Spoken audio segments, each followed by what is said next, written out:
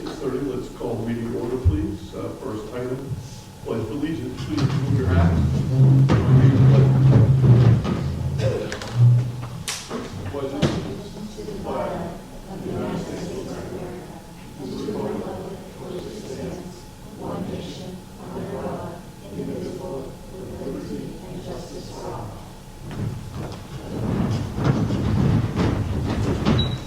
Thank you very much. Adjustments to the agenda, Mr. Eastman? Yes, I didn't realize that we had both number 8G, RSU self-evaluation, and 14 are the same thing, and so we'll eliminate 14 and have RSU self-evaluation as number 8, and that's it. Thank you. Do I have a motion regarding the minutes from July 14th? Make a motion we accept the minutes from July 14th. Second. Any discussion? All those in favor? Opposed? Abstention?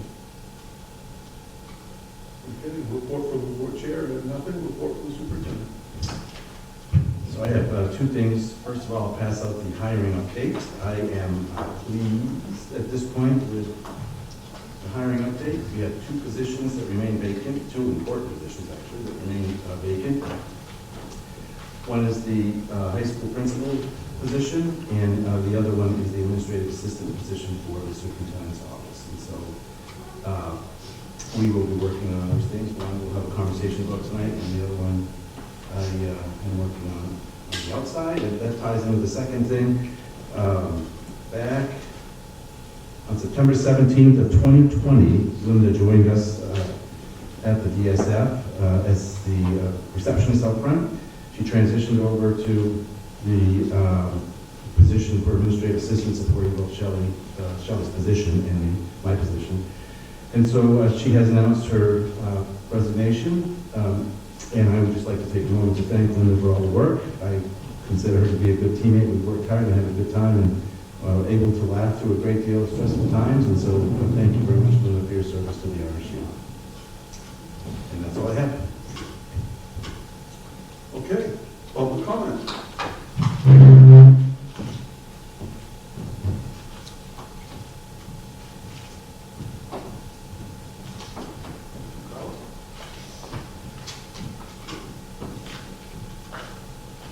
Okay, first, and you think I remember this by now. Jerry, is it Urbis? Urbis. You're up first, sir.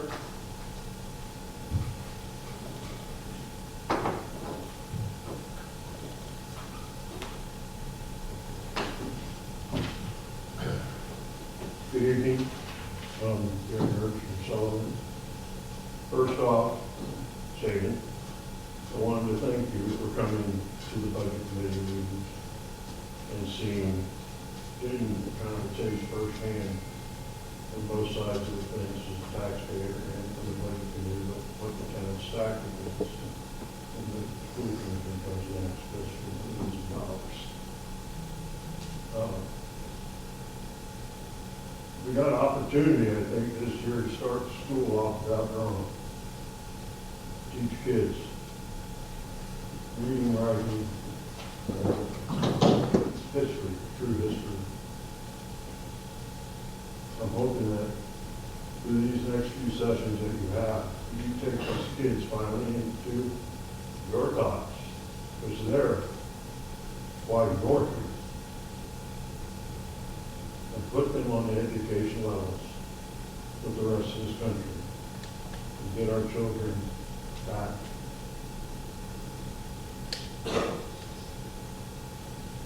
To being together again. I guess take the electronics out of schools. I don't know if you've done that yet. Phones during the days, laptops, iPads, whatever. Make kids socialize. That's all I have to say.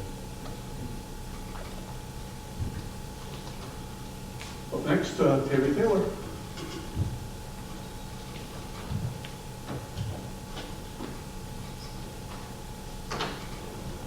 So there's a few things I wanted to bring up. Sorry, I was reaching my notes. One is the topic, item number 12, needs to be in an open session or subcommittee, because there is no person in that position. So to talk about it in executive session does not follow with that. To go into executive session, you need to be either a personnel issue, fiduciary, or legal topic. Those are the three primary things. So to talk about it in executive session makes no sense to me at all. It could be talked about in open session. We could actually help you with that. We may know someone who might want the job. The second thing I want to talk about is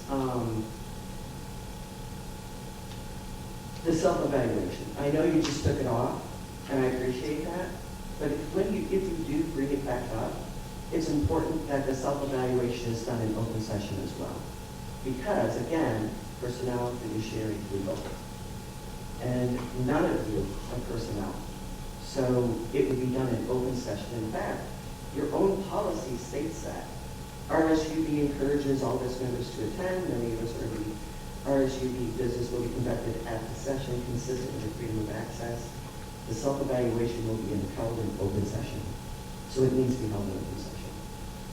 The last thing I want to bring up is the actual FOA that's on the list as well. Now, some of us have been informed that there's a number, like 53 hours that was performed of some sort. We don't know the breakdown for the FOA. And I'm really confused because I have a hard time believing that administrators or staff, which is also in the policies, listed as staff, came up with 53 hours of time to do this FOA. That would be Michael, maybe Linda, or other people that are staff. If there's more to it, and there's other people who did this, we need to know what the breakdown is. And staff, again, would fall under people who are like our superintendent, and over here, anybody else, IT guy. So having that breakdown would be great. And that's what we request from them. And that's pretty much all I have to say. Thank you.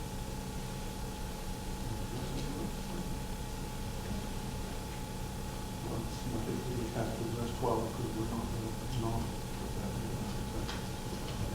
Number 12, as you alluded to, is a personnel issue, and that's why it will be an executive session.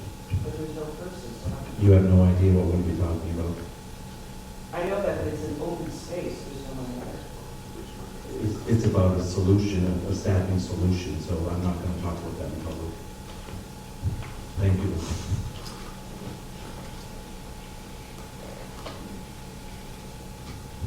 Next up, James Shipman from Goose Road.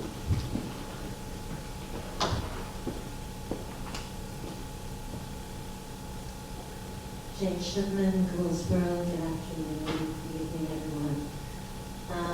It's a beautiful day out there. I hope you got a chance to enjoy it. I think about school's out for summer, but you're not. And I appreciate each and every one of you being here. I've reviewed some public comment prior to coming, and I know that there are people who are unhappy with decisions, Title IX, etc.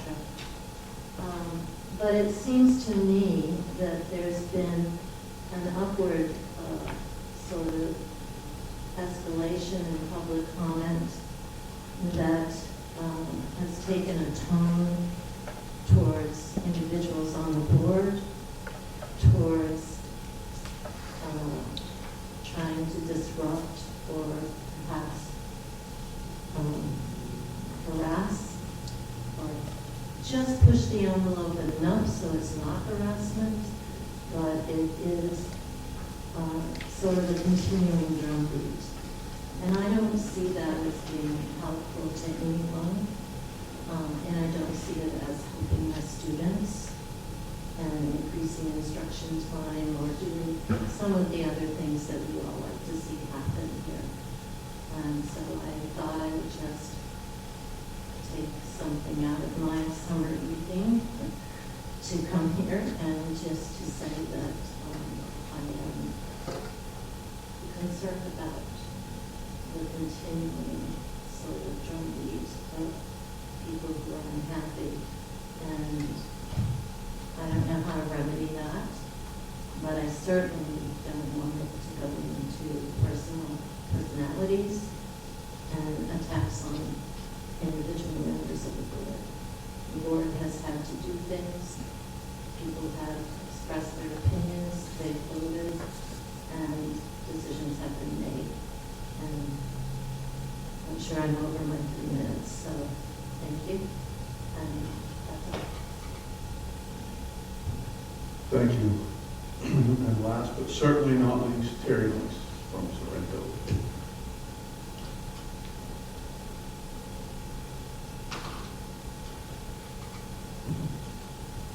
I just want to say it was the honor of my entire life to serve on this board.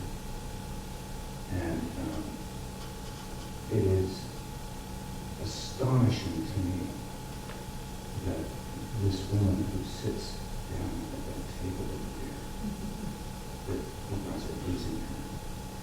If I might read just a brief something about wisdom. Wisdom, this is from the book of Proverbs, which is an interesting part of the good book. And this woman, she's described as Sophia in Proverbs. Sophia represents wisdom. Long life is in her right hand. In her left hand are riches and honor. Her ways are pleasant always, and her paths are peace. She is the tree of life to those who take hold of her. Those who hold her fast will be blessed. By wisdom are the earth's foundations laid.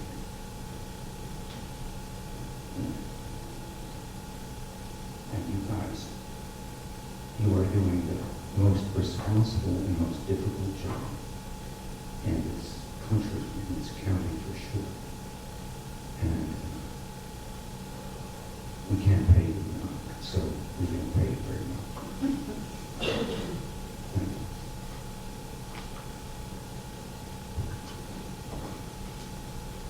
Thank you.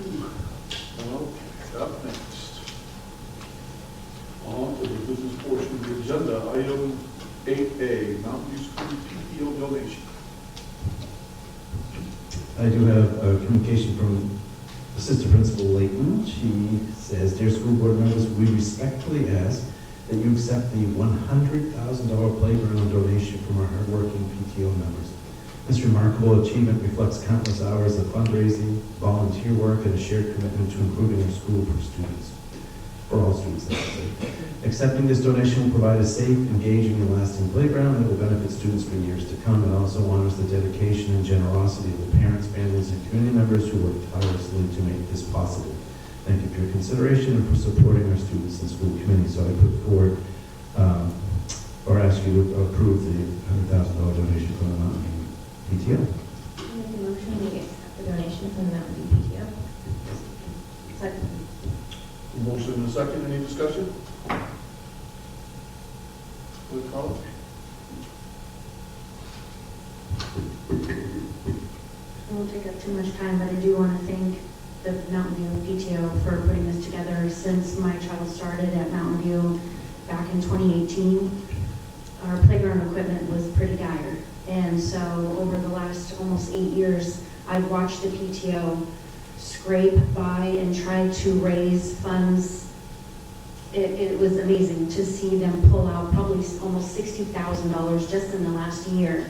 And so my hat is off to the Mountain View parents, teachers there, because I don't know if there's two individuals, I won't name them, but there's two individuals that have really stepped up to take on the playground fund. If it weren't for those two individuals, I don't think Mountain View would be getting a new playground this year. So I really want to thank them for doing that. And even though my daughter won't be at Mountain View much longer, I'm sure that other family members, maybe my granddaughter, will play there someday. So thank you so much for their hard work and dedication. Carla, are you sure that you don't want to recognize the two people that have put in all that hard work? I mean, it's an opportunity to don't know if their names would want to be mentioned, but it's Michelle Bennett and Erica Bellomer, who took on the Mountain View Playground I think it was last November. I actually had gone to the middle school management conference in October, and I met with a playground vendor, and I said, we need help. How do we do this? Give me some information, give us a path towards victory to get these kids into the playground. So he ended up meeting and speaking with those two individuals and got them some education on grants and how to ask for money and sending out letters, and they pulled it out. And it's literally since last November till now is over $60,000 that have been raised.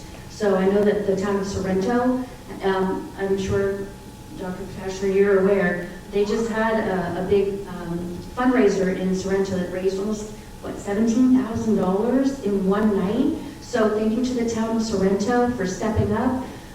We definitely couldn't have done it without those two ladies and just everyone kind of pulling together. So I really appreciate it. In the future, I'd really love to see the budget committee come together and help support the PTO if we run into a situation at another school like that again. So thank you so much. Thank you, Carla. Any other comments? Anyone? All right. All those in favor of accepting this generous donation? And opposed? Abstentions? Thank you very much.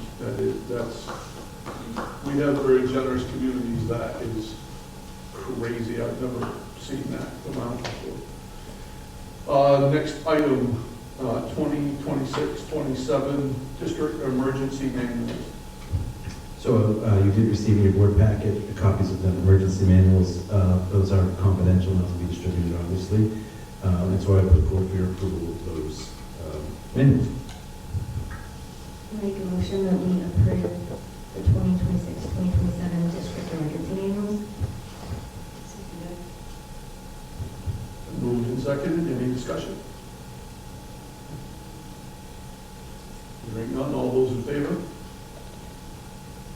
Opposed? Abstentions? Thank you. Next item, 2026-27 student handbooks. So same thing should have been in your board packet. I do have some comments from some board members and some of the things I've been able to clear up. I would ask for approval of these, understanding that I may still get some input that I will then in turn bring back to the administrators. So your approval for the 26-27 student handbooks, please. Make a motion that we accept the 2026-2027 student handbooks. Moved and seconded. Discussion? All those in favor? Opposed? Abstentions? Thank you. Next item, discussion regarding Dirigo Strategic Advisors. So I'll just kick it off by saying we did have a board member that asked if this be put on the agenda. In your board packet, I believe, was the copy of the letter, the email from the board member as well as one-page descriptor, I think is probably the best way to put it. And at this point, I'll turn it over to Kate.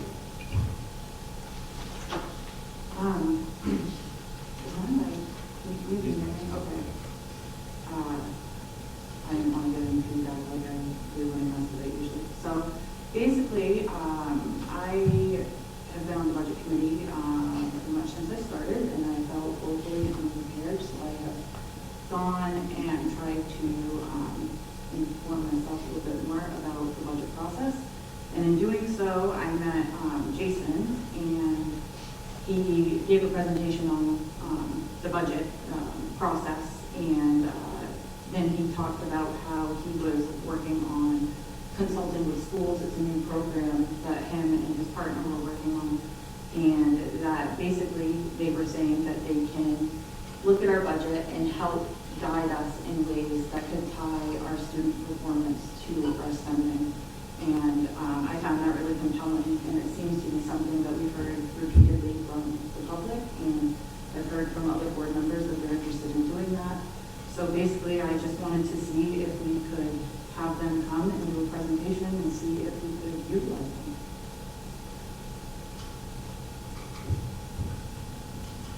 Discussion. How much will this cost? It's free. The service is free right now because they're working on the program itself. They want to prove that it can work, and he said, I would offer it to your district at this time for free to prove that the process works, that they can tie spending outcomes to student outcomes. So how much research was put into this firm or other firms? There are no other firms that are offering a service like this.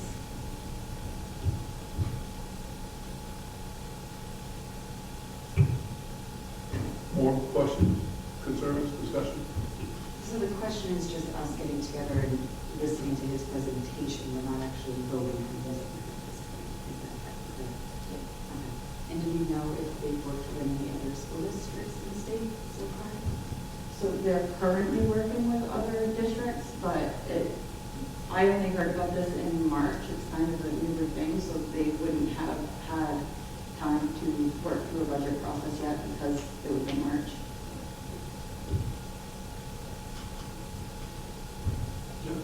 Katie, do you have the school district's name so we can reach out to them? I can get them from Jason. Did you put his email on here?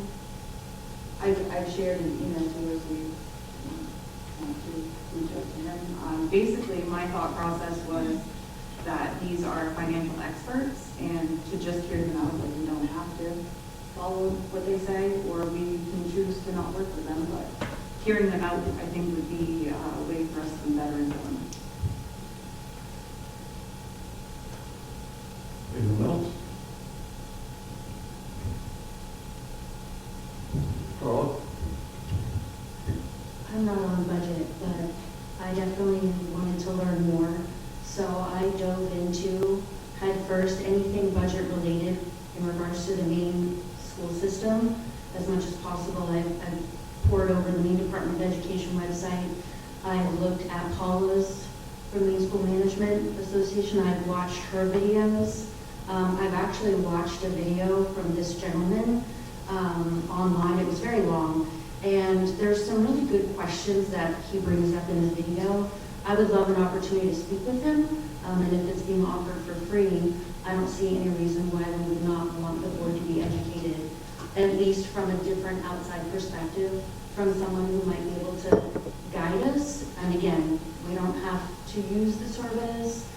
We don't have to pay for it. If someone is offering some tools to get a better understanding, so the board, the entire board, and not just budget committee, but the entire board understands more or less the budget process, the ED-279. I could go on and on about how our student enrollment is tied to funding, how there are 266 school units across the state of Maine, and state taxes versus local taxes. What does EPS even stand for? I'm sure there might be a few people on the board that don't know. We have 6 new board members on this board in the last less than 3 years that are new to this. So there are 3 board members that are the senior board members that have probably been down this road many times. But as a newcomer in the last year and a half, I think it would be helpful. I don't see any reason why we wouldn't entertain the offer of a free service to at least give us more information and educate the board. Yes, you said it's going to be tied to curriculum, so if the board were to vote to have a presentation, would we not want to make sure that we actually have teachers and people who build our curriculum present to see how that will be done for them with what we're currently doing? And then, the expectation if we were to go with them, the expectation that we could change our curriculum, and I feel like we would want input from our admins on that. So, my understanding is it wouldn't be curriculum suggestions, it would just be how we're spending our money and what pools we're putting it. It wouldn't be necessarily like, you're using this curriculum, I think you should do something different. It would be, you're spending this much on your curriculums, you could spend more here, move it from here. It's all strictly financial, it wouldn't be, and I'm just giving. Did you say it was tied to outpost?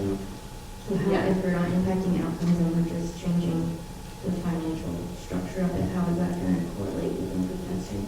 So that would be a question for Jason, because he was talking about how you can show how your student outcomes are related to where you're spending your money. So it would be, you know, you're putting this much aside for, let's say, I'm trying to think of random things, like, you know, toilet paper and this sort of thing, and like, you could take this much of this because you're spending this percentage and this is your usage, and it's looking at all the bigger picture and giving us suggestions on how we could maybe shuffle things around.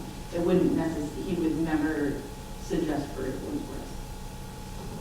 But I would actually like everybody to be present that would like to be present, because I think it would be very informative for administrators and teachers and everybody to kind of be involved in this process if they would like to be.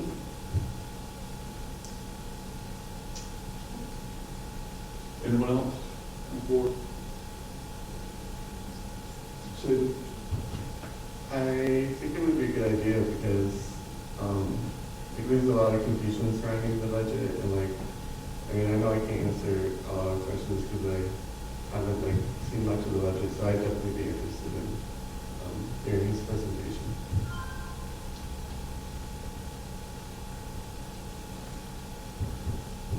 all right, I'll get to you, Jerry, I promise. I'm gonna say this, I've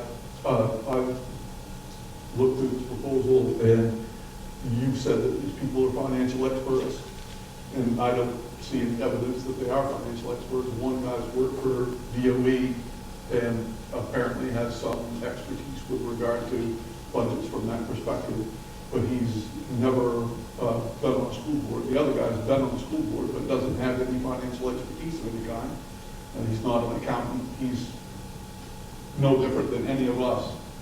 I don't disagree at all that this board comprised of a high percentage of very junior people should have a comprehensive explanation of the budget process, how funding is apportioned through the EPS funding model and our own additional local contributions. In fact, which we will get to later, that has come up in the board self-evaluation, that we should have that, and I agree. What I would say is we have the expertise in-house to provide all that this fledgling prospective firm promises to provide. We can do it in-house without having to get any outside consultation. And I would say that we have people in our own communities. We have accountants, we have former school board members, we have former educators, we have former administrators, all of whom have the expertise to come and provide feedback to the board and information to the board to better guide our decisions. And I'm entirely opposed to bringing in a couple of guys that are trying to form a business and being their guinea pig so that they can go start charging other school districts throughout the state of Maine for their services. I don't see that they have any, I don't see that they can bring anything to the party that we can't provide here or locally. And I have, those are my primary concern. So I'm not even interested in hearing their presentation, to be perfectly honest.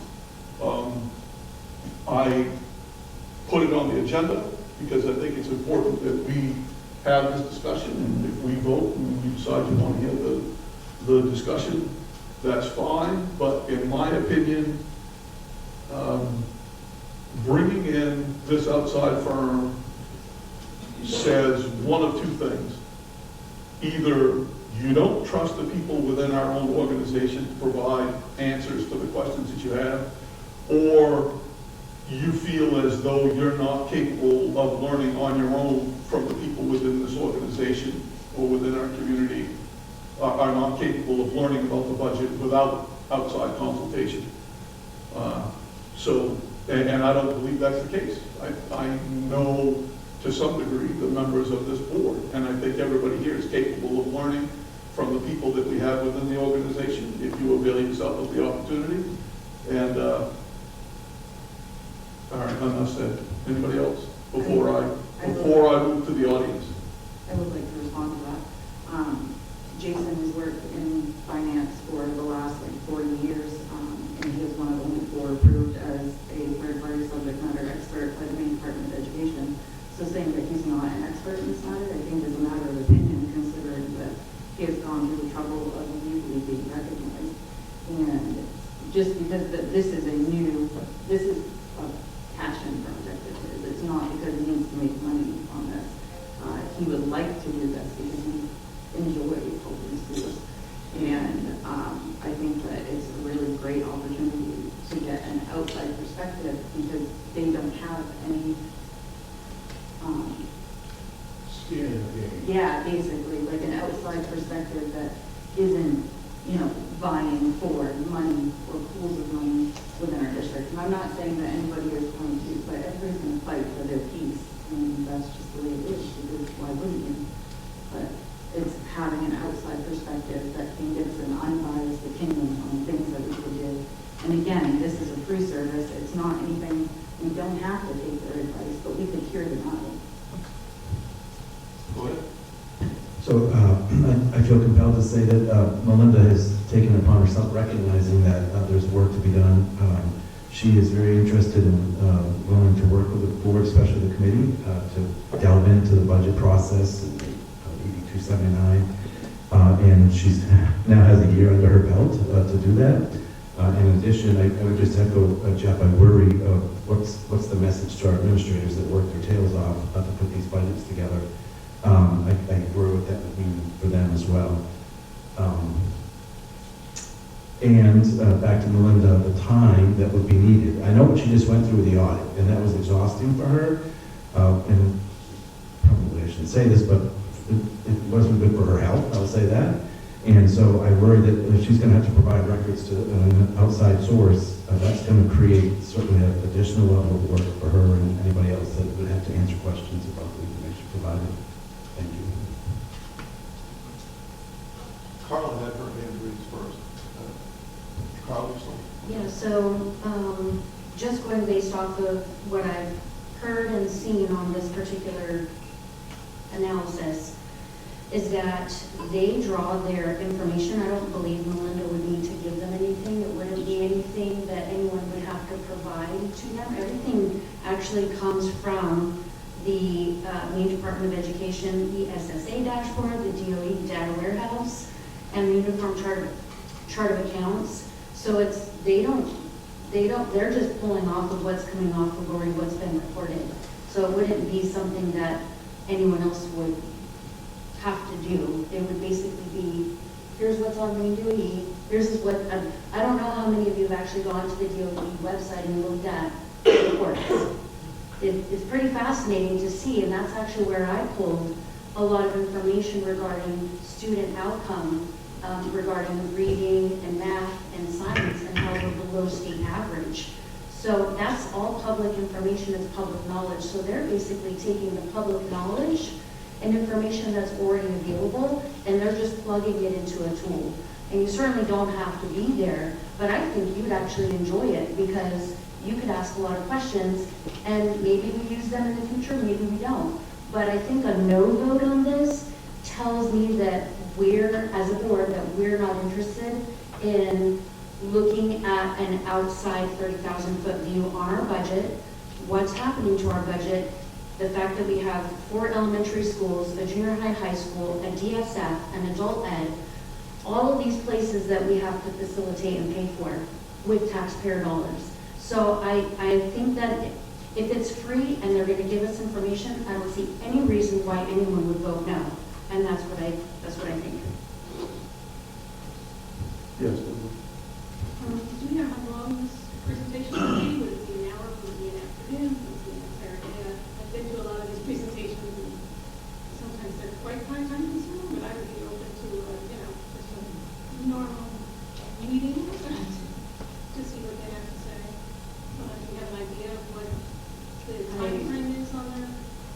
he would be interested in giving us whatever time we would be.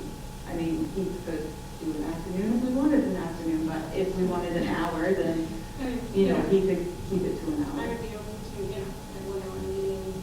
Just the discussion, one of the things that he said to me is that, you know, he would like to talk to the board about what the board's goals are, because he wants to work with us based on what we envision for our district, and it wouldn't be necessarily him just saying, you need to cut this and cut that. It's, you know, what's important to us as a board, and where do we want to see, you know, what we want improved. It's I'm sorry because it's only a year old, so there's no track record, but I'm open to hearing if they have these ideas. So could this be handled in a school board meeting? So that, because it would have to be open to the public. Have to. Yeah, he So would be during a normal school board, can he do a presentation in like 5-10 minutes, half hour? So therefore, you know, we can hear what he has to say, but, you know, it's not going to be an hour, 2 hours listening to, you know, like Jeff said, someone's new guinea pig development company. Yeah, he would have been interested in coming and doing a presentation tonight, but he is also a coach, so we had a coaches meeting tonight. All right, Terry, you were first. My question is just, is it open to the public? Would this presentation be open to the public as it's public education and public funding development? Absolutely would be. And Jerry, you have a comment? Yeah, look, sitting through the town budget is the one thing you're not even bringing up. Our town, Sullivan, can't afford to pay the school any more than it is. Our budget's gone up 65.6% over the last 5 years. And a lot of it is covered from the school budget.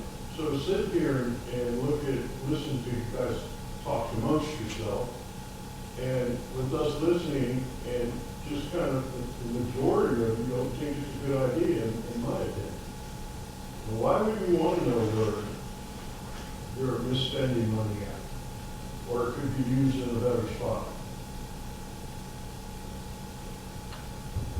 I have no problem whatsoever finding a place to do that.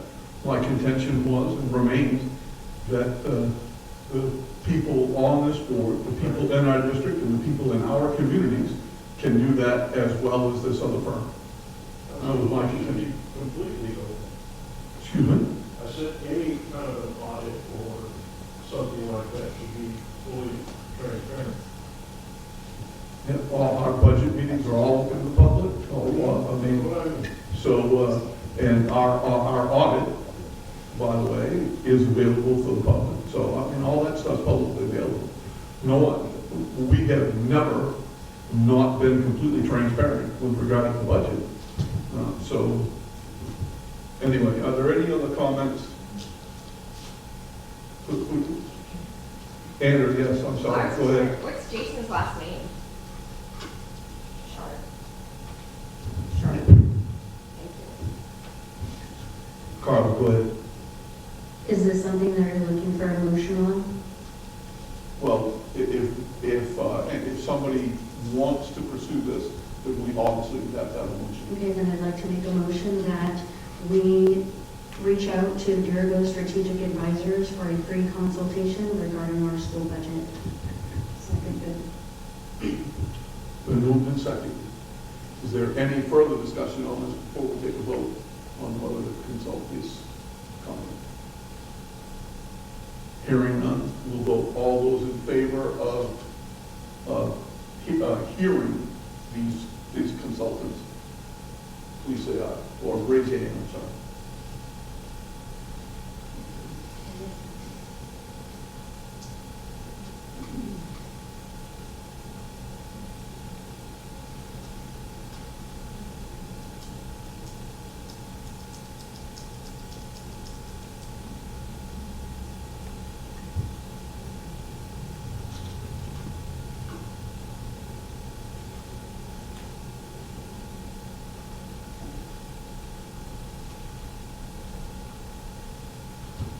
Opposed?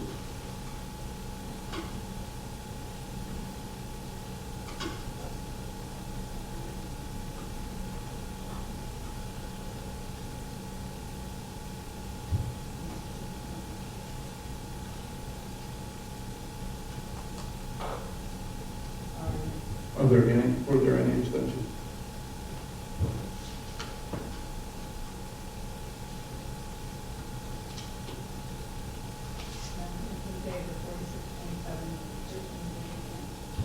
Okay, the motion carries. We will try to fit it into next month's agenda.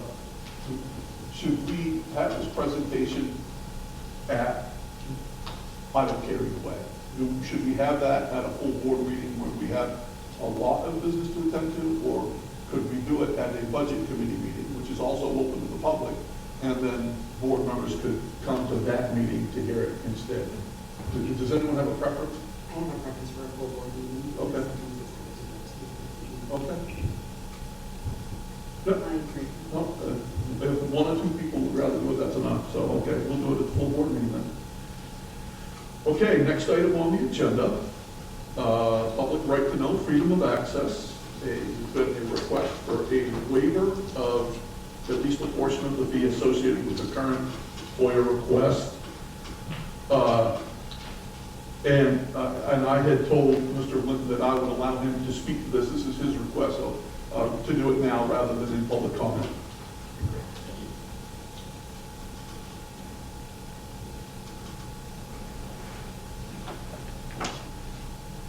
So, you know the name, I know, at least from one email that got responded to.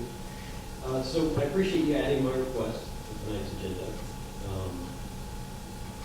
Just as kind of an explainer, on December 9th, 2025, I contacted the superintendent regarding apparent ethical violations by this board. I received no reply. 3 days later, I contacted the board about policy BDG school attorney/legal services and inconsistencies with how the new legal counsel was retained.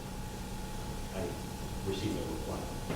On January 6th, I spoke at this podium regarding improper outside influence on the board. That night, I provided a written copy of my speech with supporting documentation. I then emailed those items to every board member. Only Terry Noyes responded. He was not my town's representative, but he shared my concerns. Myself and others appreciated his voice. But his questions, like mine, went unanswered. Perhaps this was due to a vote reading system that made his voice insignificant. I don't know. We'll talk about that soon. On April 7th, colleagues spoke on my behalf about these continued ethical lapses. He even brought back Piper from the Bucks Board. Lots of noise from out of towners seem to move this board to action in the past. But that attempt to gain your attention failed. So on April 29th, I filed an extensive follow-up. Due to the lack of communication, I was left with no other remedy. But these aren't just my concerns. I paid the initial part of the estimated $1,200 and growing fee. But other concerned citizens came forward to fund this effort. Many of them were present at the budget meeting. They too want to understand this capture of their tax dollars by an outside agenda. This FOA request is in public interest and being funded again by taxpayer dollars. As steward of these funds, I'm obligated to appeal to you for a waiver. Ethically, it is the right thing to do. I want to offer you the opportunity to avoid compounding an already egregious harm. If a waiver is possible, and again, it's your prerogative, I ask you to not charge the time spent by board members. You are elected officials, and serving your constituency is an obligation, not a money-making opportunity. Anyone who did not collude with outside groups to violate the MHRA and drag the district into a lawsuit should have spent very little time fulfilling this request. Also, the FOA statute reads, may charge a fee of not more than $25 an hour. Charging the maximum hourly rate for elected officials who are paid a $25 per meeting stipend seems unnecessarily punitive. If you choose not to waive these fees, I request this money not be applied to a lawsuit that citizens object to both on moral and fiduciary grounds. We've heard teachers are paying for classroom supplies out of their own pockets. Putting any money generated by this FOA into a fund they can access would be preferable. That's all I got. Okay. So there's been, Mr. Linton, you have the breakdown, am I correct, the breakdown in the hours that were spent by district staff as well as the time that was spent by board members, am I correct? I don't have that. I have not received that. I've received one email, and it was right before it was sent out to the lawyers. I have not received anything since then. I believe we sent out either an email or a letter directly to explain the breakdown. I haven't received it. How did you know that the board members spent 30 hours if you didn't get them? So, the board members spent 50, or well, I don't know what the board members spent. All I got is a 31. Was it 31? Yeah, the breakdown is board, 31 hours, staff members 18.25 hours, the lawyers spent 14.6 hours, and I do want to clarify, the lawyers, it was $25 an hour, not their regular fee. I don't believe I said 31 just now. We've got it on tape, so you can go back and review it. But I don't believe I said that. I don't have any hours listed in there. The only thing I received was it was a pre-estimate that said 50-something hours, and that was from Mr. Eastman. And I don't have a breakdown of what that is. I would love to see a breakdown of that, please. And I would like to know individual board members' time spent. That would be great. And it's something I requested when I made a request for the public. Okay, so we have a request to waive part or all of the fee associated with the FOIA request. If we're going to take action, we would need a motion. Prior to that, I'll accept discussion. Thoughts? I make a motion that we discuss waiving a fee associated with the current FOIA request. The entirety of the fee, okay. Entirety or partial. No, you made a motion to discuss it, not to do it. Do you want to waive it? Discuss, yes, to either waive partial or all of the FOIA fee. I think it would, I could go with that, but it would be helpful if you made a decision either way, all or part. I'm going to say partial, Okay. because I do not understand why the board has more time than our staff grading the attorney report. To me, that's just, Okay, we have a motion on the table to waive at least part of the fee for the FOIA request. Do I have a second for that? We have a motion and a second. So discussion? Anyone? Go ahead, Katie, you were first. I would just say the comprehensive nature of this FOIA request specified that anytime Title IX was mentioned between any board members, that we were supposed to submit that, whether it was, hey, are we discussing Title IX? Like there were quite a few back and forth. I know, I'll disclose it right now, between Jeff and I was like, hey, I see that this is on the agenda. Why is this on the agenda? We hadn't planned for this. And there was just some back and forth. So anything that mentioned Title IX was included in this FOIA request. That's why there are so many hours of having to scroll through over a year's worth of text messages and messenger and all of those things. On personal devices, I think. Yes. This would be made a lot simpler if things were kept to this room, or they were kept to official, school communications, and then your tech guy probably solves this problem in, a few hours.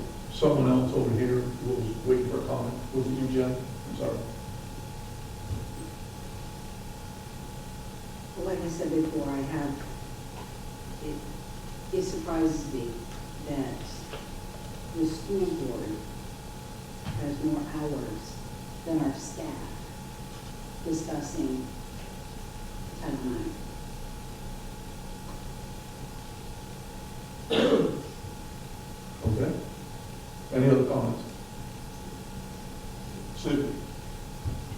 I agree with the part that it should be partial because, like, I agree that the board are like elected officials, so we're supposed to be able to like pull up any of our records at any moment. So, but the staff definitely, because those are hours that like they were paid, and that will come out of the school budget. So I agree with the partial.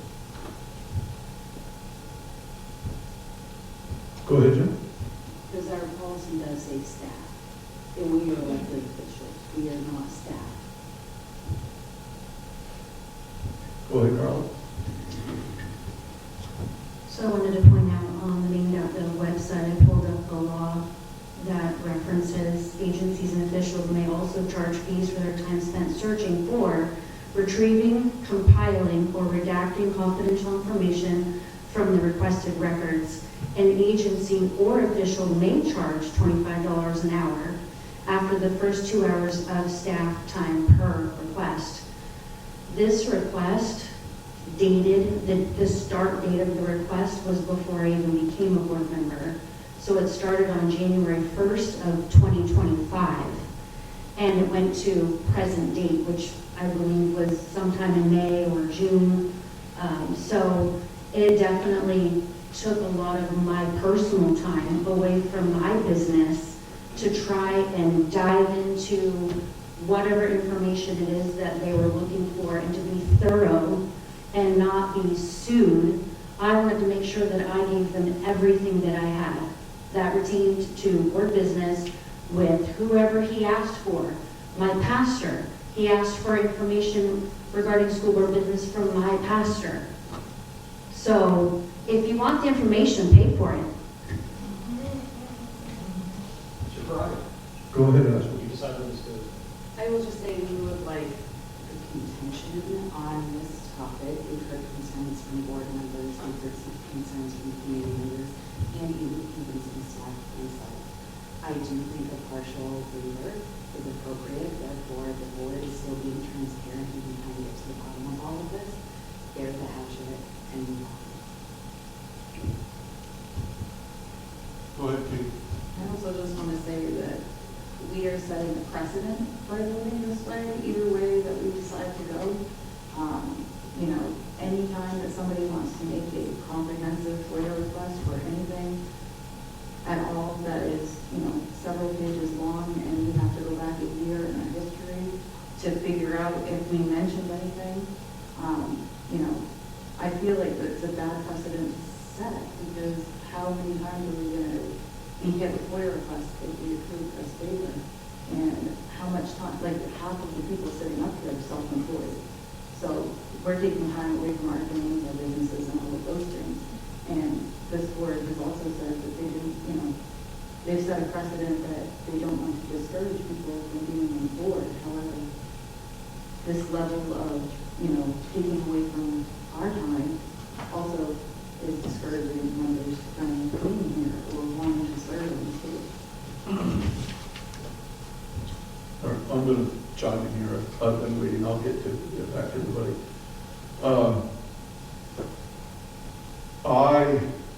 I'm sure that it would be easy for you to imagine the amount of correspondence that I had with Mike with regard to issues surrounding this going back a year and a half. So I feel as though I probably had, or I reasonably should have had as much time as anybody going through this. Because the point that Mr. Linton made earlier is completely valid. If we were not communicating on personal devices, we wouldn't have had to have spent the time going through our personal devices to retrieve this information. It all could have been retrieved by the IT department via our email correspondence. And so I'm going to say, I am willing to forego the amount of time that I spent retrieving this information. I think it is reasonable, it's a reasonable request for the board to forego their time invested in this. However, the attorney fees and the fees spent by our staff, which are being funded by taxpayer dollars, I feel we would have to charge that. But as far as I'm concerned, the board's reimbursement, I think we should wait. Okay, so next was, somebody over here was next. I don't know, Jen maybe? I just want to refer to our policy again, in which it does say staff. Whenever I first started on the board 13 plus years ago, the superintendent that was here before Michael actually brought me into her office and explained that never do board agendas on your personal device. Don't write things down, because everything that you write, everything that you use your personal device for can be looked at. And we're not staff. Stephen, I think you were waiting. Also, was gonna say the same thing you said, Jeff, that, like if we make the change right after the store request, the next one we get would be so much easier, because if we all just email, we all just use our, like, school issue, well, they're not school issue, I don't know what you would, or business emails, the IT could just pull them all up.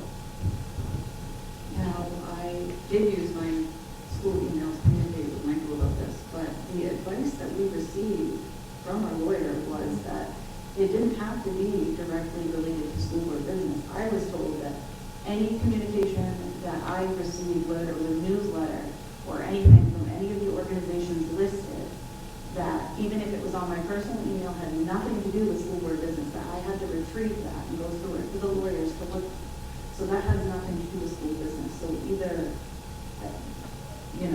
I don't know, that was a lot of time invested to search out each and every one of those names to see if I ever had any sort of communication with them at all. Ashley, I think you were, okay, Jen. But we aren't going to get paid for this. This $25 that we are saying that we put this time in is going to go back into the school, because we do not get paid, we get a stipend. Per me. I still don't think that that time is invaluable and that it should be just waived at all.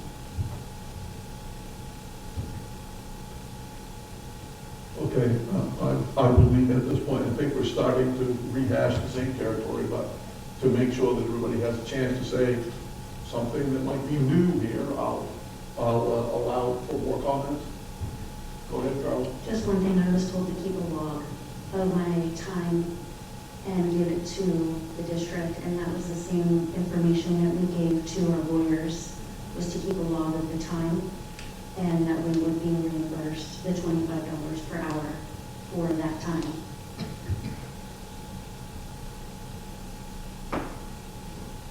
Okay. I think we've heard all the discussions we need to. All those in favor of waiving the board's share of the reimbursement for the FOIA request, raise your hand. She said a partial. So that's a partial. And that's what, 775.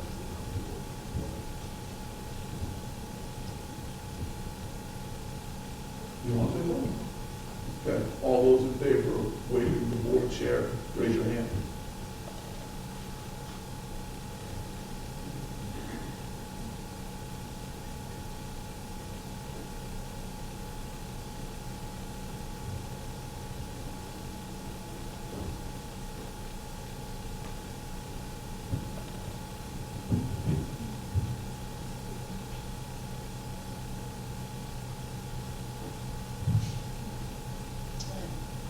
Opposed?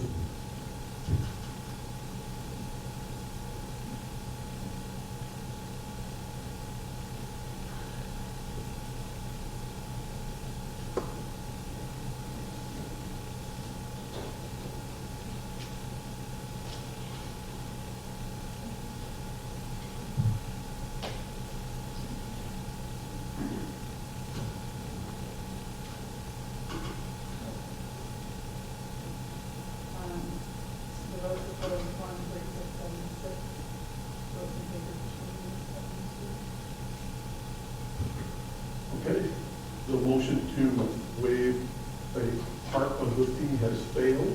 So at this point, it's the entirety of the fee. Okay, yeah, I appreciate it. Thank you. Next item on the agenda, new teacher recommendations. Can I get a total, a current total, because I haven't received one yet? Yeah, I will apologize, because I'm pretty sure we sent out through either snail mail or whatever, but yes, I'll send you an email. Do you want it now? Yeah, sure, I'd like to have it now on post, right? Yep. So the total hours that we talked about, 53.85 of the total hours, times $25 per hour, is $1,346.25. Subtract the $50 for the first 2 hours, and the deposit you made, the remaining balance is $1,046.25. Okay, thank you. Are we gonna have a itemized breakdown of the time spent as far as staff board members? By person, you mean? Yeah. By person, you mean? Yes.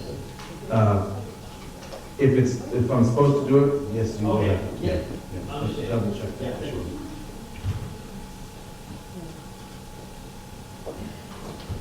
New teacher recommendations, Mr. Eastman. Okay, thank you. I'll just reiterate from the superintendent's report that I'm thankful to be able to bring names to you, and we are just about, we are all staffed, I believe, maybe with the exception of a few. So the first position I'm bringing forward to you is math teacher, Sumner High School. The candidate's name is Griffin Curley. Mr. Curley has a bachelor's degree in mathematical sciences from Worcester Polytechnic Institute. He has experience supporting college-level mathematics students through tutoring, office hours, and academic assistance in areas including calculus and linear programming. Provided instructional support by reviewing coursework, grading assignments, and assisting students with mathematical concepts, and developed leadership and communication skills through management experience, including supervising associates and coordinating departmental operations. We're doing all of them. Is that yours? All at once, everybody? Yes, please. The second person is for the art teacher position at Sumner Middle School. Robert Coppage is the name of the individual. Robert has a bachelor's degree in fine arts from Virginia Commonwealth University. He has additional education in 2D and 3D art. His experience is working as an ed tech at EEMS in the Sunroom, the behavior program. He's got 13 years creating unique jewelry, carving, casting, and repair work over on the island. So that is for the art teacher at Sumner Middle School. The next candidate is Michael Orchid for science teacher at Sumner Memorial High School. Michael has a bachelor's degree in electrical engineering from the New Jersey Thomas Edison State College, 10 years of service in the U.S. Navy nuclear power program. He has 23 years of teaching math and science in grades 6 through 12 in adult education, a strong STEM foundation, and extensive real-world technical experience, and that is for the science teacher position at Sumner Memorial High School. The next individual is Dylan Smart Pelletier, and I'm putting him forward for the world language at Sumner Middle and High School. I am asking, currently in the budget, this position is a .67 or 76, I'm sorry, I don't have the exact number. We have a need for a full-time person because of the middle school programming, the elective programming for middle school. So Devin has asked if we could please have him full-time, so I'm putting him forward as a 1.0. I talked to Chris Alvarado. We've sort of in the hires, we've been able to save some money, so the money is there to put him forward as a 1.0. Dylan Smart Pelletier has a bachelor's degree in secondary education in French. He has a master's in French. Both degrees were obtained from the University of Orono. He did his French student teacher at Herman Middle School for grades 4 and then 6 through 8. He tutored university students in French, helping them in grammar, writing, and conversation.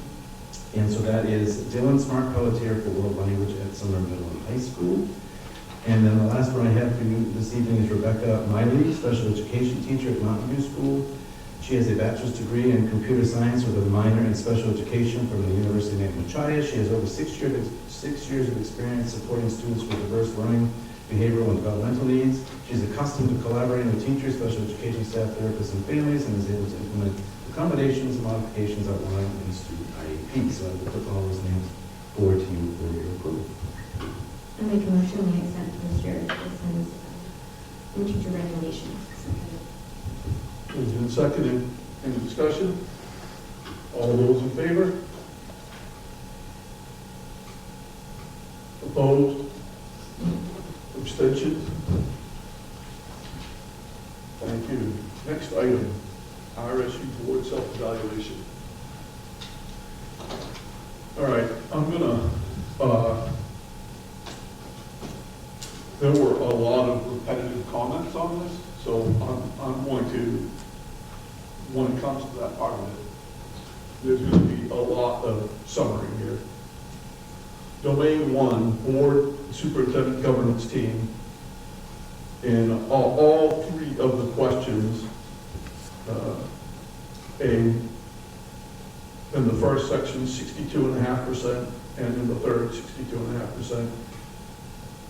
The second one, half. Disagree or strongly disagree that the board has developed and adopted a clear shared vision for continuous system improvement and student achievement that reflects values and core beliefs of the school's community, and or that the board members publicly support the decision of the majority and speak with a unified voice. Summary of comments and areas for improvement have been decorum, which I will echo. I'm going to echo it here, and I'm going to take the blame for it. It's my fault that I have allowed both in public session and in executive sessions for some of the lapses in decorum that have taken place among board members.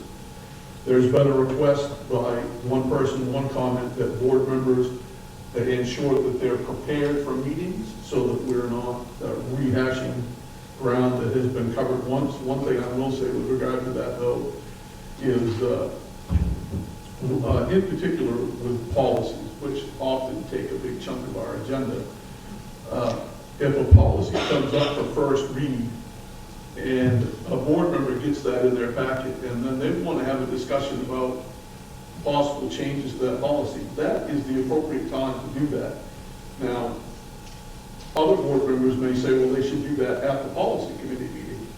Well, if you're not on the policy committee, you don't know what's being discussed at the policy committee. So the appropriate time to rehash that is under first read. At that point, the policy committee will take those comments back to the policy committee and then either make changes or what have you, and bring it back for first read at the following meeting. So we can't, even if one is prepared, it doesn't mean that there won't be some ground that's rehashed.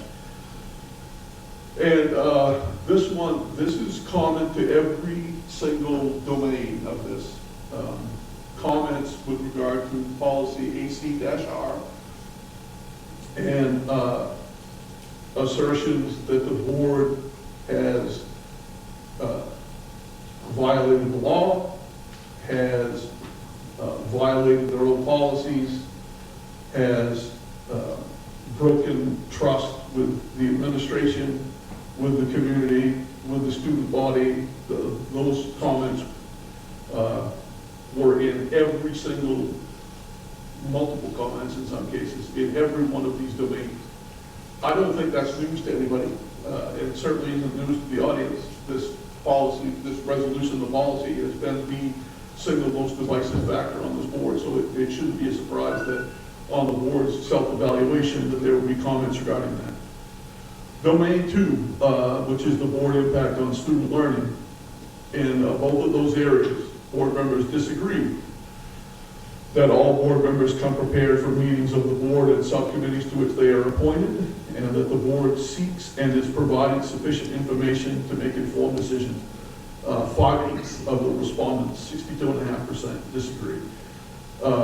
Summary of the comments in this domain: decorum, once again; preparation for meetings, once again; and comments with regard to policy AC-R, once again. Domain 3, hiring and retention of faculty and staff. In all of these areas, the majority of the scores reflect that they agree or strongly agree with the points raised in that. Content areas, once again, AC-R comments. One comment is that our Code of Ethics policy says, and I forget exactly where it is, I want to say it's first section, letter G. that once the RSU board makes a ruling, the policy states, quote, "I will support a decision of the majority of the RSUB graciously." There's been, people have contended that that has not been the case. Domain 4, fiscal responsibilities. 57% disagree that the board ensures strong financial planning for the district. Same percentage disagree that the board views the budget not just as a spending plan, but ensures it aligns with district goals and multi-year plans as to be a means of accomplishing its priorities. Comments in this domain, that we should schedule a workshop to discuss a general overview of the budget process and funding process. Again, more comments surrounding AC-R, and a comment that says that we lack a long-range plan or a long-range forecast to try to anticipate fiscal needs. Excuse me. Domain 5, open, ethical, and legal operation. 57% disagree that board members feel empowered to speak their minds without fear of being ostracized, and that conflict is handled openly and constructively. 71% disagree or strongly disagree that board members act as conscientious role models and exhibit professionalism. 57% disagree or strongly disagree the board has adopted, annually reviews and reaffirms, and acts in accordance with a school board code of ethics. Summary of context. There was mention of the illegal or unethical nature of belonging to outside organizations, stating that they feel it is illegal or unethical for board members to belong to at least some organizations. I found absolutely no support for that in anything that I've ever read. That the organ is, I don't know how to say that. You can belong to any organization you want to as long as that organization is not acting illegally. Whether it's your church, whether it's a civic organization, be in the Kiwanis, the Masonic Lodge, what have you, there's nothing that I have found anywhere that says that board members are prohibited from, or that it is illegal or unethical for them to belong to outside organizations. If you've got evidence of that, pass it on. Domain 6, community and media relations, 71% disagree that the board works with the superintendent to gain input from the community using forums, surveys, or other methods following agreed upon procedures. Comments in this section. Be respectful regardless of whether it is a public meeting or behind closed doors. This one, a lot of these I feel are they're repetitive, and it is a demonstration of the fundamental disagreement surrounding the issue of AC-R. This comment, however, had nothing to do with that, so I feel it's very important that we put this out there. Somebody requested that we survey homeschool families to inquire why they're homeschooling and what we could do to encourage them to re-enroll in RSU24. Excellent comment and an excellent suggestion. More comments on AC-R, and a comment saying that someone was unaware of any organized effort of the RSU board to work with policymakers, and it may be beneficial to discuss now. I don't know this. I'm assuming that working with policymakers means to coordinate with the lawmakers or something, because it was outside policymakers, not within the district. So I'm not sure exactly what that comment means. If somebody wants to try to explain that, then go ahead. At the end of this, one of the questions is what are some factors the RSU board might take to improve our work in any of these domains. One comment is that we should be focusing on the issues that unite us, not on the issues that divide us. Another comment is that that with regard to maintaining decorum, that perhaps we should be following Robert's Rules of Order more closely and ensure that any comments made at any point are made directly to the chair, and that the chair can direct a question or a comment to the appropriate staff member or committee person, what have you. And again, more comments on AC-R. What do you believe is the greatest strength of the RSU board? One person said, everyone has the best interest of kids at heart. Now, there were comments in there asserting the exact opposite, that there were board members who did not have the best interest of kids at heart. And what I would say to that, having done this for some time, is that just because board members have a different idea of what is in the best interest of kids does not necessarily mean that everyone doesn't have the best interests of kids at heart. I don't believe that people ran for this position and come here and do this for $25 a meeting for the fun of it. I think people sit at this table because they have the best interests of kids at heart. Another comment, we're all very passionate about our opinions and are trying to do what's best for students. The greatest strength of the board, one of the comments was that we listen and take all perspectives into consideration, and we provide ample opportunity for public participation. What are the greatest challenges facing the board? The current culture and climate amongst the board members, staff, and community. And a divided board, it feels as if one side of the board will always disagree with ideas or options brought by another side of the board. And again, what I would reiterate about that is you can have philosophical differences about what's best for kids or what's best for education, and we're supposed to hash those out. It doesn't always mean that we're supposed to, that we should be voting unanimously and arriving at a common solution all the time. And I understand this reflects the dissension over AC-R, but that statement holds true with a million other issues that we have and will in the future address. We're going to have differences of opinion.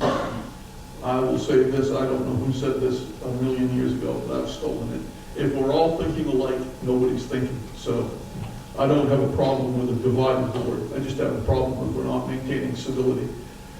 What should the RSU board be doing to maximize its strengths and address these challenges? Focus on academic outcomes and not rehash the same issue every meeting was a comment.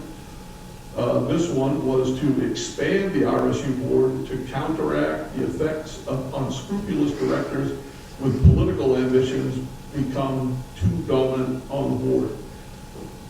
I'm not entirely sure what that means, but a comment that was that directed, I felt like I probably should put in here. Tighten up meetings, utilize subcommittees for their purpose, and reschedule the board workshop to support needed training for board members. We will be having the workshop to provide needed training for board members. Tighten up meetings. I'm going to say this because this falls directly in my wheelhouse. I am a firm believer in having open and transparent discussion at this table. I am absolutely not in favor of limiting discussion unless it becomes repetitive. We're not going to allow people to just keep saying the same thing over and over.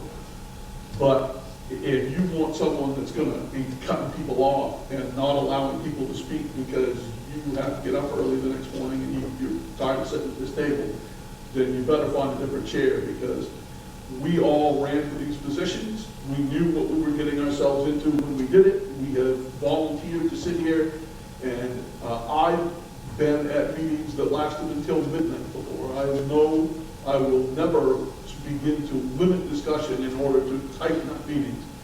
So again, as long as we're acting in decorum with decorum, and as long as we're not rehashing ground that we've covered during discussion at the table, then we will continue to allow for that discussion. Subcommittees should be utilized for their purpose. However, the reason we have subcommittees is because not everyone's going to be doing everything. So there will be questions and there will be concerns raised at this table about work that subcommittees have done. So, having said that, I will try to get through these things as expeditiously as I can so that we can all go home, because I've got to get up at 4 as well. So that covers our self-evaluation. If anybody has questions or comments regarding that, now's the time.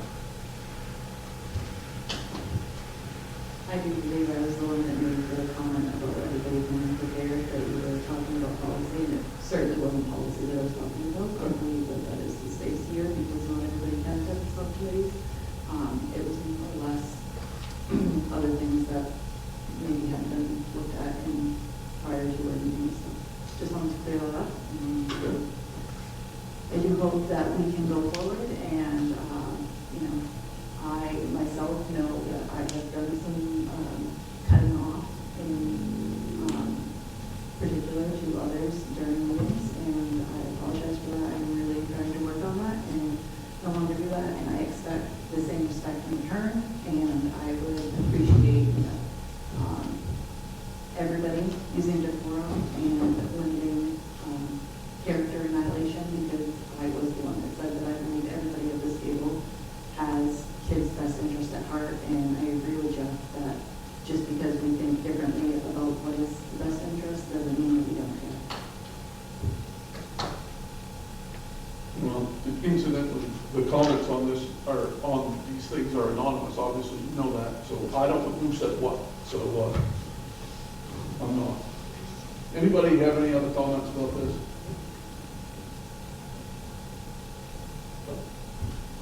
Yeah, go ahead, Carla. I'll get to you. Sorry.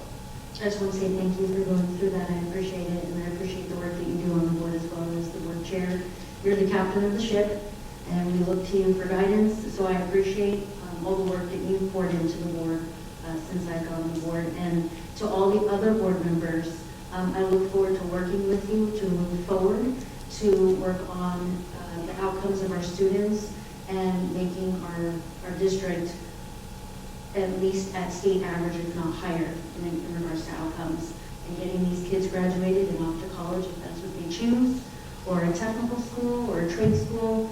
I think we all have the best interest of kids and young adults at heart, regardless of what other people might claim.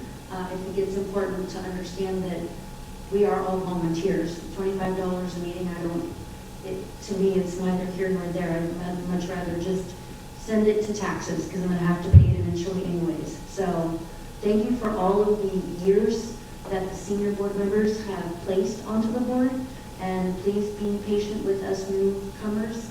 There's still a lot to learn, and I appreciate your patience. I want to just say with regard, I went through this.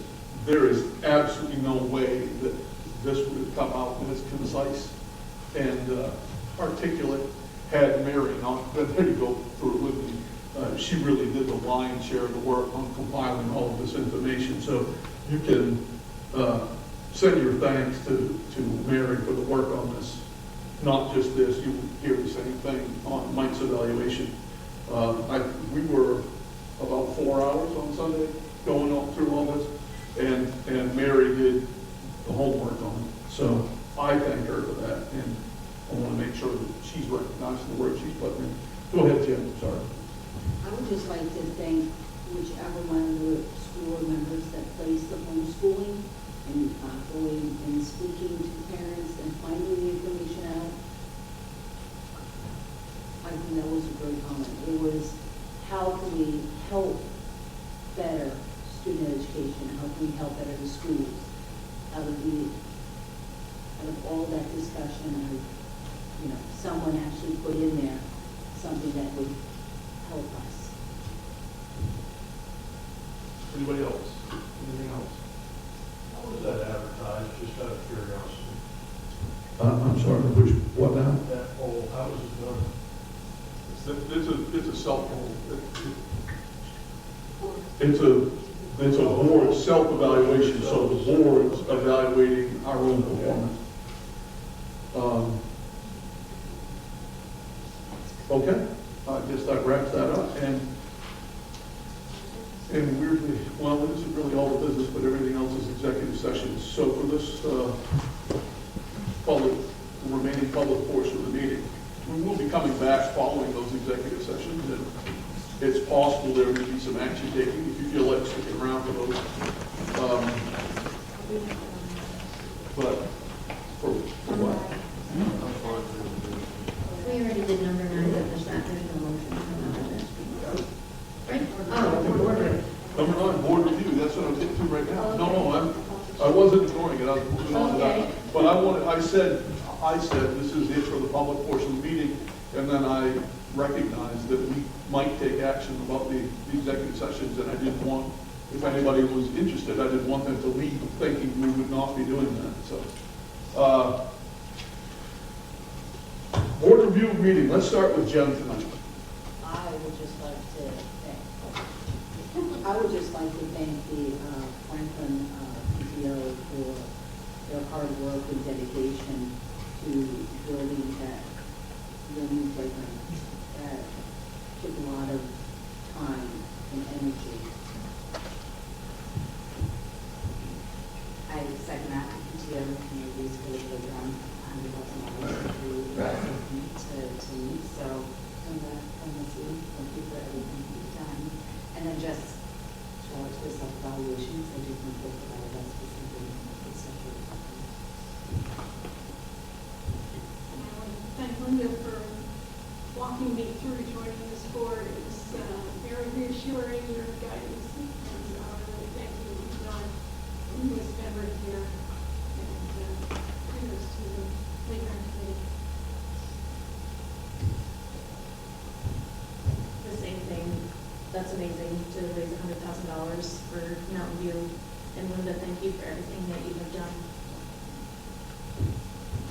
Thank you, Linda. I don't know how I'm going to get through English my committee meetings without you there. You've been very impactful in my time on the board, and I will definitely wish you. Thank you all. The Mountain View PTO, that is amazing. I really appreciate that and all the dedication and hours put into that. And also want to thank everybody who took time to fill out the board evaluation. I think Ashley said it did provide really good input, and I think everybody was pleasantly honest with it. There weren't throughout the group, there wasn't like negative name calling comments, but I think it really gives us a lot to work on and a lot to work towards. And I am very optimistic for the future of this table, and I look forward to working with you.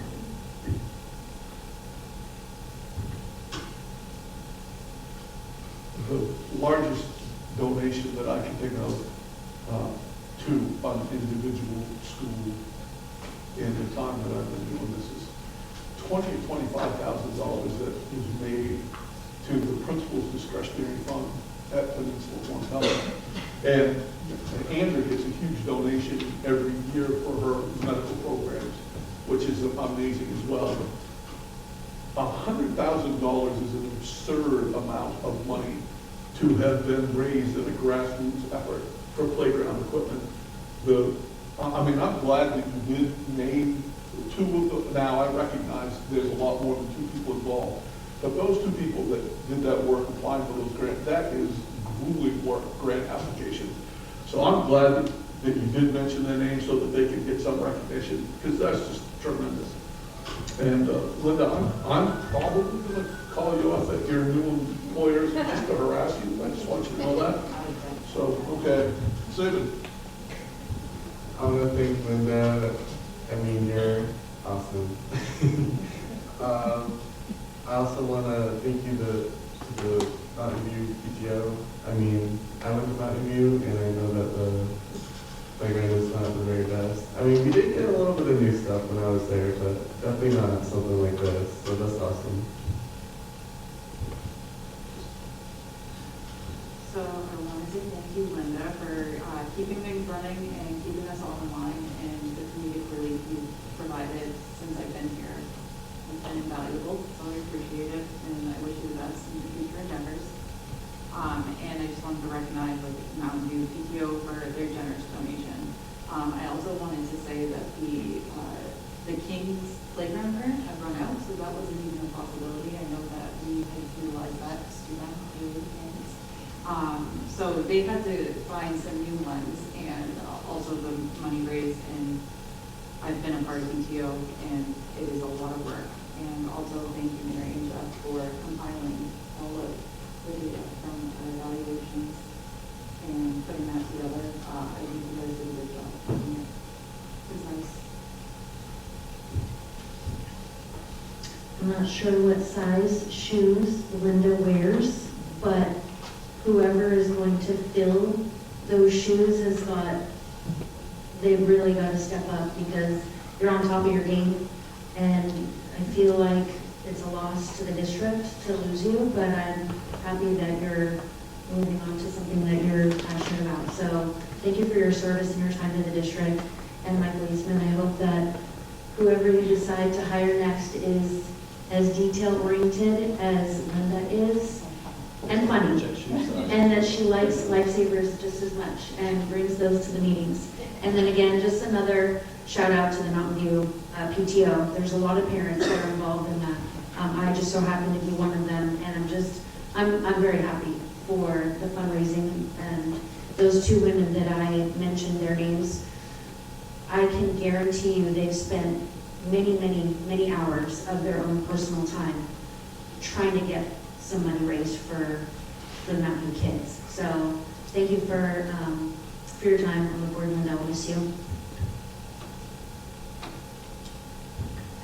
All right, upcoming meetings, again, I'm not going to read them, you have them in front of you. I am, however, going to call attention to the Board of Directors workshop on August 25th at the DSF. That is the meeting with representatives from Maine School Management Association for board training. So that's that, well, I say refreshing, but that's the opportunity for us to get a sense of, for newer people to get a better sense of how we should be operating, what our constraints are, and things of that nature. That is open to the public if anybody wants to come, but there won't be questions, there's no board action in the workshop. Item number 11, executive session to consult with legal counsel. Does anybody care to make a motion regarding executive session? Make a motion, we enter executive session pursuant to MRSA Title 1, Section 4056E to consult with legal counsel, Attorney Jack Baldacci, regarding the Maine Human Rights litigation regarding policy enforcement. Moved and seconded. Those in favor? Opposed? No? Okay. I assume we're going in. 5-minute break.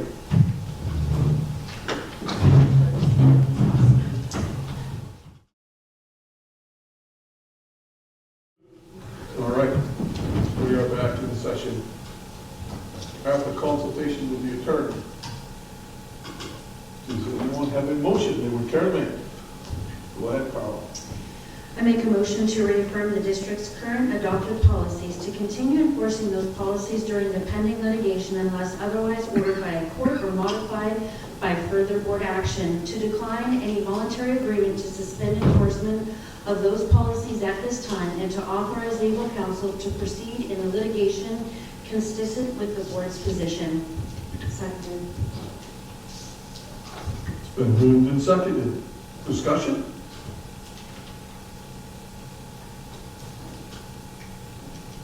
Yes.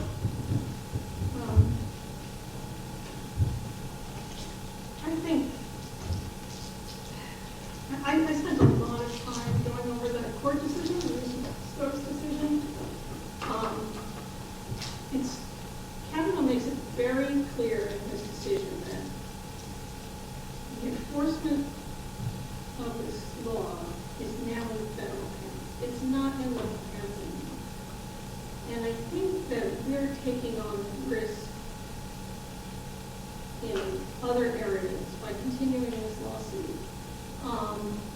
It's now incumbent, according to the decision, on the DOJ to sue the state of Maine for enforcement of the law. It's not the problem of the local district to try to fund this at this point. I know the lawyer said that DOJ was not interested, but DOJ didn't have any grounds. Kavanaugh gave them grounds to sue the state of Maine. And it seems like I had this really entertaining chorus teacher when I was in high school. He was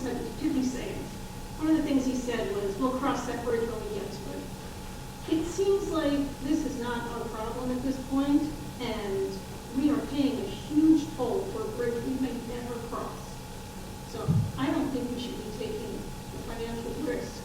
We have a district that 60% of our students are economically disadvantaged. We have a teacher shortage because they're not paid enough, and 1 in 10 of our students are not graduating. Budgets are a moral document. We need to focus on our students. And we didn't take this argument out of our hands. The Supreme Court took this argument out of our hands. And I think that's where we should leave it. I think we've done enough.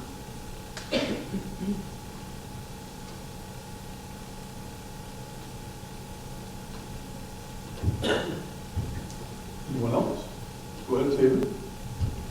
I agree that, I mean, my sense always has been that it should be up to the federal and state level because, I mean, it's going to be decided eventually, and we're just taking preemptive action that I don't think is necessary, and which may have further repercussions such as the sports teams and excessive money that could be better used.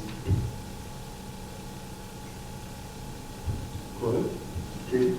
I think it's incumbent on us to remember that we have had students come and speak at our meetings, and every student that we've had come and speak has supported the board's position on this. We have not had one student enrolled currently that has come to say that they don't support us in this.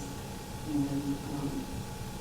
I think it would be unfair for the board to not listen to the students as well.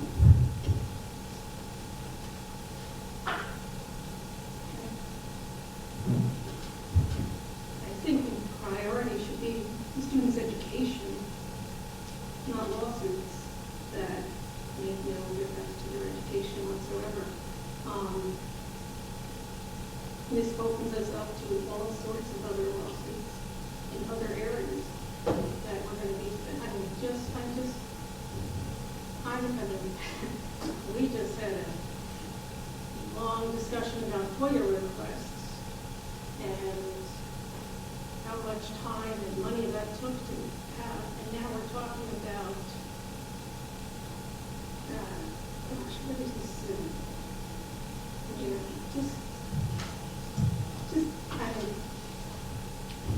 There's a lot of preparation to speak in front of the Supreme Court. That's going to require all sorts of legal maneuvering. That's going to cost us money. And it's really not in our hands anymore. It's really at DOJ's hands now. And I think everybody should read the Kavanaugh's decision in total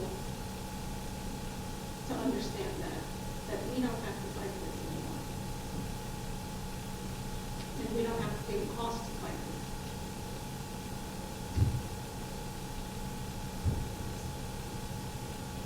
I just want to point out that there are risks on both sides. We can be sued either way. That's been thoroughly discussed with us from the lawyers that we can be sued for Title IX infractions just as well as we can be sued for human rights infractions. And this, this issue is related to a student's experience in the school. And there are girls that have come here and said that they have felt unsafe. And I cannot go back on a decision that supports those girls and their experience in the school.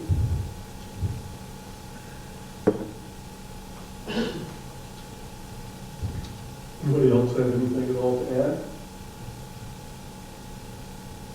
I would just offer this, DOJ's already been involved in this from the very beginning. I mean, they filed a lawsuit against the state of Maine when this first started, so it's been, to some degree, in DOJ's hands all along. I think what's changed is the Kavanaugh decision. He's very clear about moving this out of local control. And I can show you, I can quote to you what he said. And he said it 3 different times.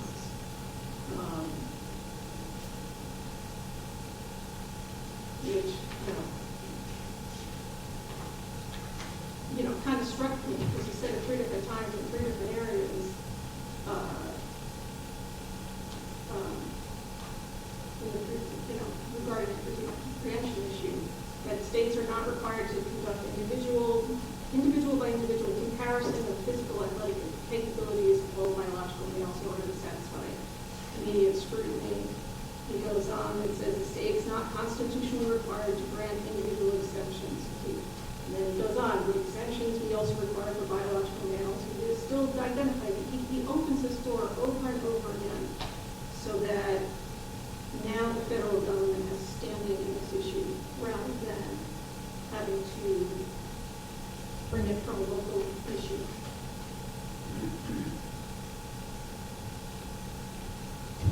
Okay, if there's no further discussion, we'll vote on the motion.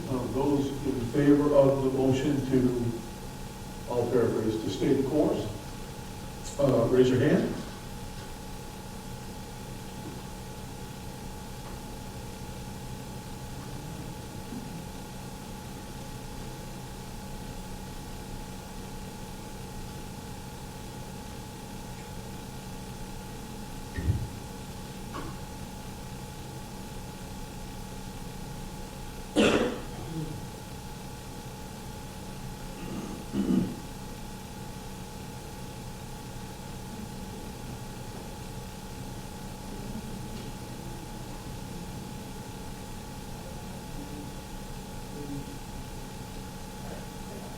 Opposed?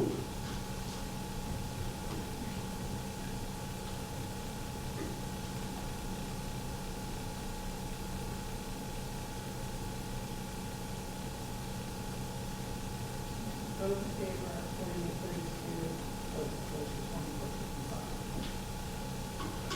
24-25. Okay. The motion carries. Next item on the agenda. Go ahead. I make a motion, we enter executive session pursuant to MRSA Title I, Section 4056A, for the purpose of discussing the vacant Sumner Memorial High School principal position. Do I have a second? All those in favor? Okay. We'll be back.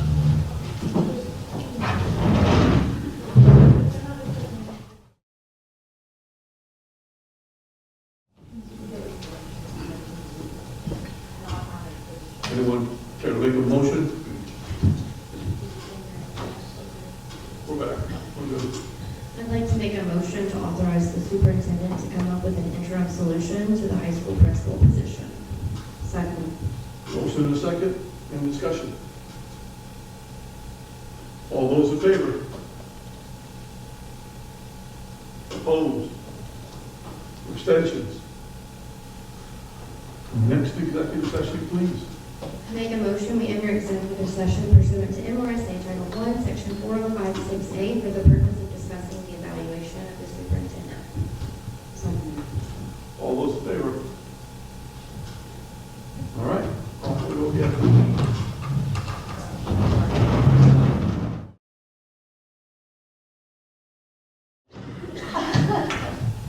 All right. Everything is good. Okay. No action following the superintendent, the review of the superintendent's evaluation. So, I make a motion, we adjourn. Second. moved and seconded. All those in favor of adjournment? Come on, Jack. Opposed? Thank you all very much.